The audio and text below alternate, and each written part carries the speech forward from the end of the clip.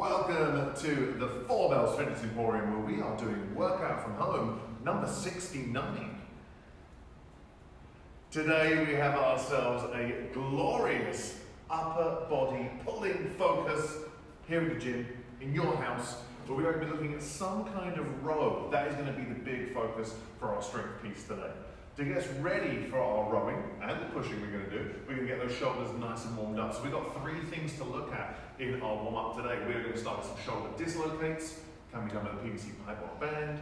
We're going to look at some windmills, great exercise not only for opening up the shoulders, but also the whole lateral chain, the side of us, as well as a bit of hamstring flexibility. And then last but not least, some scorpions, looking to, again, to open the chest, as well as a little bit of spinal rotation. So we're going to go through these 3 things 3 times in the warm-up. How should they look? Let's find out. For the warm-up today, we need a few things to get us started. We're going to be doing some shoulder dislocates, which means we might need a PVC pipe, or a band, or a belt, or a piece of rope. We're going to be doing some windmills, which, depending on how tight your body is, may just be a body weight, or maybe we need a light dumbbell or a light kettlebell. And then we're going to be doing some scorpions on the floor, which may need a mat for if you want to.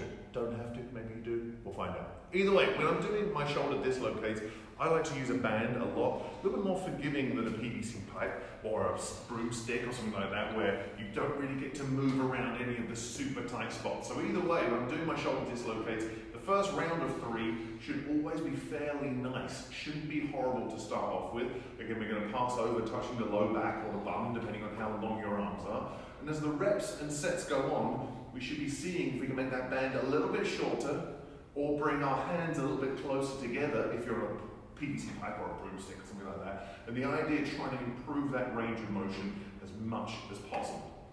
From there, once we've done our shoulder dislocates, we're going to get into some windmills. With the windmill, we're looking to open the chest, open the shoulder, stretch out the lateral chain, the side of us, as well as do some work for hamstring flexibility. So let's do it just with body weight first of all, then we can add some weight if we want to. I am going to have a nice wide base. So this is regular hip width standing. I'm going to be a few foot widths outside of that. From here, if I'm starting with my left hand in the air with my windmill, my left hand is up, my feet both point to the right. I'm going to reach up, look at my fingers, do the bump, the hip comes to the side, and I'm looking at the hand as I track down and try and touch inside the arch of my foot, and then I come back up to my start position. Do the bump, down we come, touch the floor and come back up. And of course from there, once I've done 5 on one side, if I'm switching hands, I'm switching feet. If you want to, you can add weight to the situation. All we're trying to do here is sometimes a dumbbell is nice. The kettlebell is nice as well because the weight on the back of the wrist kind of opens the shoulder a little bit more. Either way, setting the feet up, hand up, look at the object, push the hip to the side, I come down, touch, and then come back up to that start position. So we're going to do 5 per side of our windmill. From there with the scorpion, mat on the floor is always nice, so you don't bruise your ribs if you can't arch them up a little bit.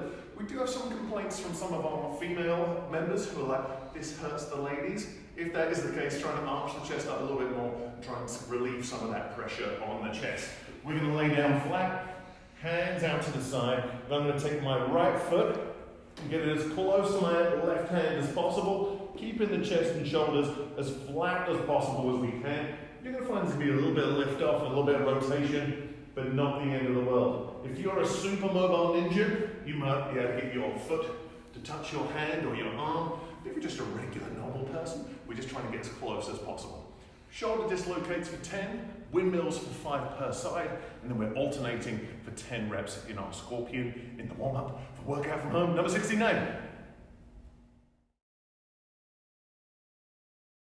With the strength piece today, we have a focus on upper body pulling. So we are going to be doing 5 sets. Each set is 3 minutes long, split into 2 90-second windows of time. And as always, what do we have available at home? This is going to be the thing that governs our choices when it comes to our upper body pulling.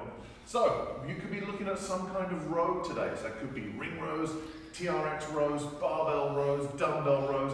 We'll be doing 10 reps at a 3-0-1-0 tempo. So that means 3 seconds on our lowering. So either lowering ourselves down in a ring row or lowering the barbell or the dumbbells down if we're doing a bent over row. From there, If I'm thinking to myself, well actually I'm very lucky, I have a chin-up bar available, or a pull-up bar, whatever you like to call it, some kind of bar, you could be working on chin-ups or maybe negatives or a combination of the two today with some vertical pulling instead of horizontal pulling. So if you are going to do your chin-ups or your negatives, we're still going to keep that same tempo, 3-0-1-0, but we're going to be doing it for 3 to 5 reps instead. So that means maybe you're doing body weight chin-ups, maybe you're doing weighted chin-ups, and maybe you're doing a mix and match of chin-ups, negatives, who knows how you need to spin it today. So that's our first 90 seconds. Our second 90 seconds, for half of it, 45 seconds, we're going to be doing some kind of Z press. So that's seated on the floor and a strict overhead press. So that could be done with dumbbells or a barbell. Either way, let's talk about how the logistics of both of these could look in our 5 strength sets today. Welcome to the strength piece. With the strength piece, we're going to be doing some kind of, I felt like George Michael in Careless Whisper for a second there. It's a very 80s reference. Anyway, I digress. We are going to be doing some horizontal rows today. The idea is, am I doing rings, TRX, bent over row with a barbell, dumbbell? Either way, depending on the object you choose, it's going to affect your hand position, which is going to affect muscular activation. But some things will remain the same. Those things are the rep scheme. If you're doing some kind of horizontal row, we're going to be doing 10 reps today, and the tempo will be at a 3-0-1-0. So what does that mean? That means if I'm doing something like a ring row, of course, set the straps up, or your TRX straps up, so they're nice and secure, and they're also shoulder width. I'm going to set my base up, come back into my plank position. I'm going to pull myself up, and then it'll be 3, 2, 1, down to a straight arm. Pull myself up, 3, 2, 1 on the way down. So that's what we're doing if we're doing rows today. So of course, if I'm using rings, try and move the feet forwards. If I'm using TRX straps, maybe get those straps a little bit longer, and I'm trying to make each of those sets of rows a little bit more challenging. If I'm using dumbbells or a barbell, then all I would say is, I just need to get into a bent over row position. So that means starting with almost like a Romanian deadlift, feet hip width. We're going to push the hips back, keep the chest up as that torso comes down to parallel to the floor. I drive up, and 3, 2, 1 on the way down. Up, 3, 2, 1. So that's what we're doing for rows today. 10 reps, 3-0-1-0. So if rows aren't your jam today and you have a chin-up bar available, it's chin-ups. So chin-ups, as we know, means supination, palms facing us. If we're doing chin-ups today, the tempo is still the same as rows. 3-0-1-0, which means we are eccentric first in that list, which means the lowering phase, and then concentric second, that's what the 1 is. So essentially, I set myself up, hands should be shoulder width, 1 second on the way up, and then 3, 2, 1 on the way down. If I'm doing regular chin-ups, that's fine. If I'm doing negatives, all we're going to think about is jumping up, hold myself up for a second, and then it's 3, 2, 1 on the way down. So either way, if I'm doing negatives, I'm going to pause for a second at the top. If I'm doing my chin-up, it's 1 second on the way up, and then it's 3 seconds on the way down. With our chin-ups today, we're doing 3 to 5 reps. Ideally, we're shooting for 5. If it starts to put it simply, if gravity starts to win, let's bring it down to 3. And that's our pulling part of the strength piece. The Z press is our vertical pressing to complement our pulling that we are doing today, and it's an exercise that pretty much anyone can do anywhere if you've got some weight. And the reason why we are avoiding overhead pressing sometimes is because a lot of people at home don't have a huge amount of overhead space. If it's like a seated press, not everyone has something to sit on that's nice and stable, but everybody has the floor. So when it comes to the Z press, popularized by famed strongman Zydrunas Savickas, or Big Z, which is what the Z press comes from, or Z. Do you guys say Z? Z? Well, I don't know what it is, 1 or 2. But either way, what we're looking for today is a muscular endurance set. We're going to see how many reps we can get done in 45 seconds. When we start doing the Z press, ideally you want to sit in almost like a straddle position, so the legs are straight. For a lot of people, just sitting in this position is very tough on the hips and the hamstrings.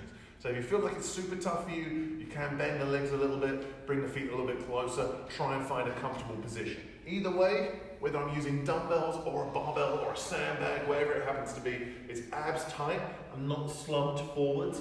Chest up, abs tight, and we're going to press overhead for 45 seconds and see how many reps we can get. And if we can, ideally, trying to get a little bit heavier as those 5 sets go on. That's the strength piece. For our conditioning piece today, here in our arms and abs cycle, it's arms and abs, it's no surprise. It's 2 short 4-minute AMRAPs today. And in each AMRAP, as many rounds as possible, we have a couplet to work with.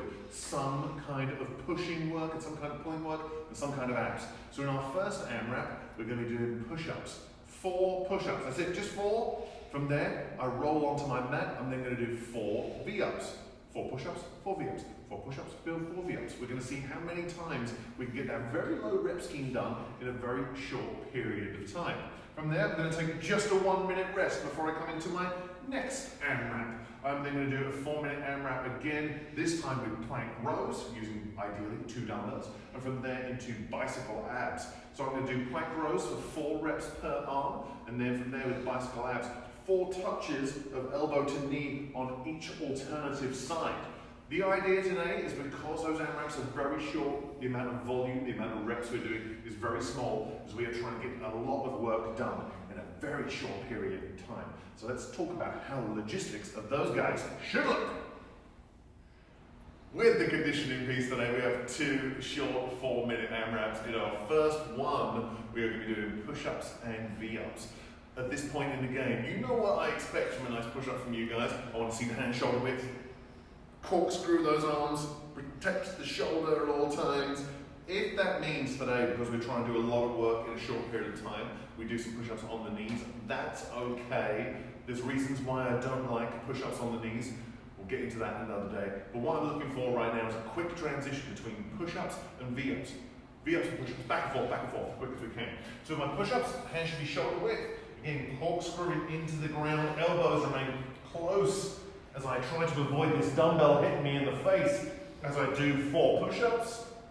Once I've done my 4 push-ups, I'm going to roll onto my mat and come into V-ups. So as you know by now with the V-up, we are trying to turn ourselves into a little accordion. We come together, we come apart. So that could be going from here, I'm going to reach up, touch the toes and come back down. If the regular V-up is a bit too spicy for you, you can do a tuck V-up. That is perfectly fine as well. So I'm going to do 4 push-ups, 4 V-ups, and go back and forth as many times as possible in the first 4 minutes. So once our first 4 minutes is done, we take a 1-minute break, and then we're going to come into plank rows for 4 reps per side, followed by bicycle abs for 4 reps per side. So with my plank rows, ideally, a pair of dumbbells. You can do it with a pair of kettlebells, but because the base of support on a kettlebell is a little bit smaller, can get a bit more dangerous. Very doable, but you just got to be a little bit more serious about how you spend your time. When it comes to the plank row, I'm going to have my feet a little bit wider than my regular plank that I would have for my push-up. So that means feet probably a little bit wider than shoulders. Drive the elbow back, gently place the dumbbell to the floor. As I'm performing my 8 reps, I'm just trying to avoid rotation. So I'm trying to avoid rotating, letting the hips sag, and weird things happening, trying to keep that plank nice and tight. From there we get into bicycle abs. Again, all I do is roll off onto my mat, and I'm going to come into like a hollow body position where I'm going to bring one knee up to the chest, extend one leg up. I'm going to try and get my elbow as close to my knee as possible, and then slowly rotate from one side to the other for 8 reps, 4 per side. So with our last 4-minute AMRAP, it's going to be 8, 4 and 4 with the plank row, followed by 4 and 4 with the bicycle abs. We're trying to get as much work done as we can in those 2 4-minute AMRAPs.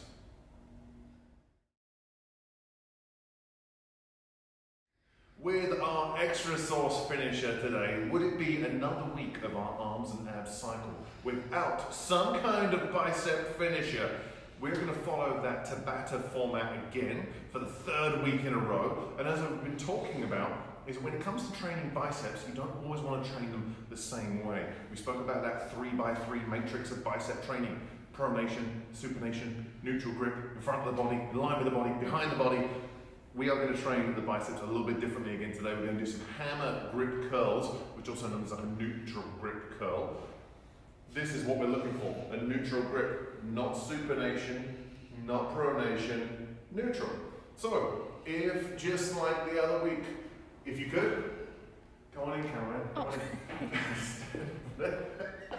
The cameraman was taking a nap for a second there. When it comes to our Tabata intervals, if we've got something to lean up against, like a sexy model, use the door frame, use the wall, because we're trying to minimize any kind of swinging or arching through the hips. So I'm going to lean against this post here, make sure the bum, the upper back of the head is against the post, keeping that neutral grip.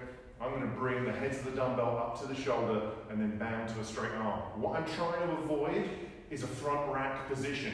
I'm not resting the dumbbells on my shoulders, being emotional. We're trying to make sure we keep constant tension on the biceps for 20 seconds of work, followed by 10 seconds of rest. We are doing that 8 times for our 4-minute bicep finisher. Have fun, and thanks for joining us at Workout From Home 69.